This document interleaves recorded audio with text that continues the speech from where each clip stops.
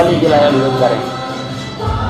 पहिला माल्यार्पण हुन्छ, अब यसपछि दोसल्ला निनु दाइले दोसल्ला ओढाइदिनुहुन्छ।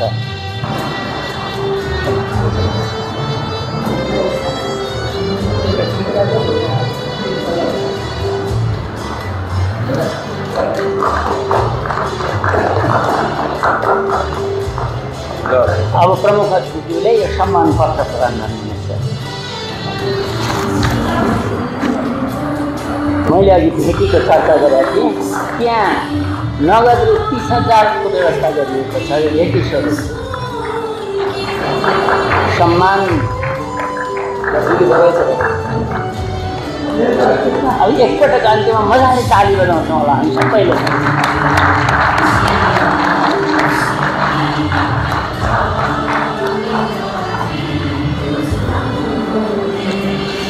यो महत्त्वपूर्ण कार्यक्रम सँगसँगै अर्को एउटा कविता सुन्छौँ हामी पारिजातको।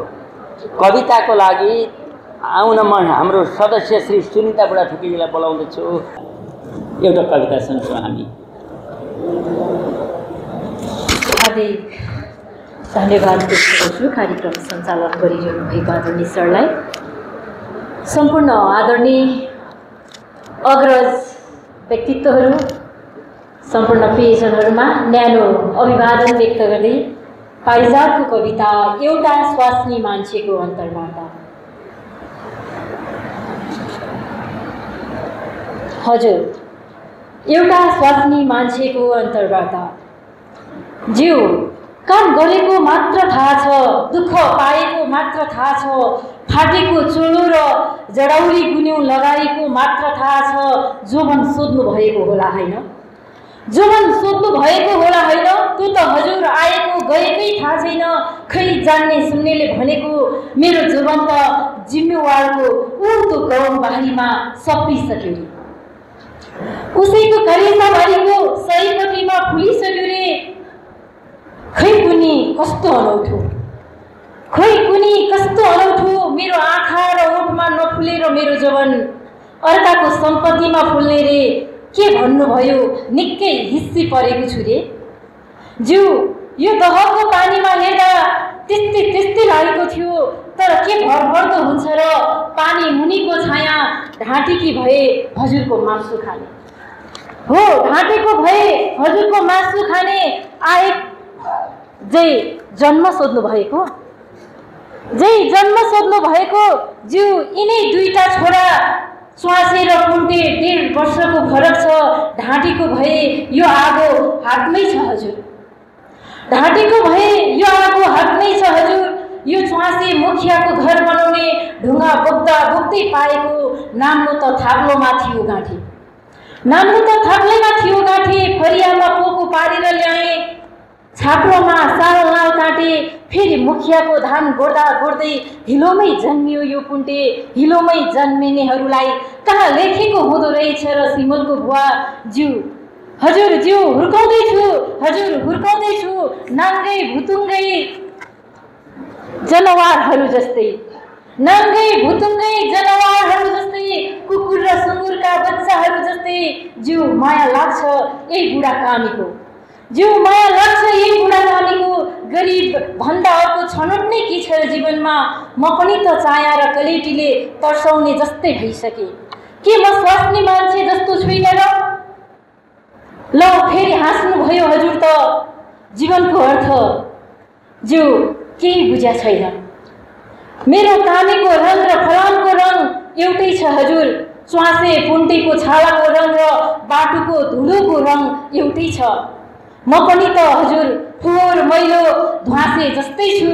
कामी रुन्ने होइन कहिल्यै, उसका पसिनाको रङ र मेरो आँसुको रङ एउटै छ हजुर। ज्यू ज्यू काम गर्नेहरूले खान पाउनुपर्छ, ज्यू ज्यू काम गर्नेहरूले खान पाउनै पर्छ भन्ने कुरा भर्खर भर्खर पो थाहा पाउन लागेको छु हजुर। धन्यवाद। हो काम गर्नेहरूले खान पाउनुपर्छ, यसै भन्नुहुन्थ्यो पारिजातजीले। प्रभावशाली वाचनको लागि सुनिताजीलाई धेरै धन्यवाद। अब एउटा अर्को रमाइलो कार्यक्रम छ, छोटो छ। त्यो भनेको के भने पारिजातको बारेमा उहाँका कृतिहरूलाई समेटेर एउटा गीत लेखिएको छ। त्यो नारायण भण्डारी एनबी जनकपुरीजीले त्यो गीत यहाँ प्रस्तुत गर्नुहुन्छ। गीतका गीतकार डाक्टर राजेन्द्र प्रसाद अधिकारी जो स्मृति केन्द्रको अध्यक्ष पनि हुनुहुन्थ्यो उहाँ। त्यस्तै यसलाई सङ्गीत संयोजन उदय श्रेष्ठले गर्नुभएको छ। उदय श्रेष्ठ र साथीहरूले गाउनुभएको छ। अनि यो यो यो कामको व्यवस्थापन चाहिँ हाम्रा कोषाध्यक्ष बसन्त रिजालले गर्नुभएको छ। ननाटिकन खुसुक्क भन्दाखेरि खर्च सर्च पनि उहाँले नै गरेर यो गीत चाहिँ तय यो रेकर्डिङ भएको छ। त्यो गीत गाउनको लागि अहिले मैले यहाँ आइसक्नु भएको छ हाम्रो साथी जनकपुरीजी। अब उहाँलाई के चाहिने हो बन्दोबस्त केही गरिदिनु पर्ने होला कि केही चाहिँदैन? ल माइक चाहिए। एनबी जनकपुरीजी। हस्, थ्याङ्क यू। छैन, चाहिँदैन, ट्र्याक छैन। होइन, ट्र्याक छैन। धुपी सल्लारा लाली गुराँसको फेदमा उज्यालो छरिन् यसरी अन्धेरी रातमा। धुपी सल्लारा लाली गुराँसको फेदमा उज्यालो छरिन् यसरी अन्धेरी रातमा। अनि दो पहाड झैँ अबिचल उभिएकी, अनि दो पहाड झैँ अबिचल उभिएकी। एउटी प्रतिभा पारिजात, एउटी प्रतिभा पारिजात। इस देश की, इस देश की, इस देश की एउटी प्रतिभा पारिजात, एउटी प्रतिभा पारिजात।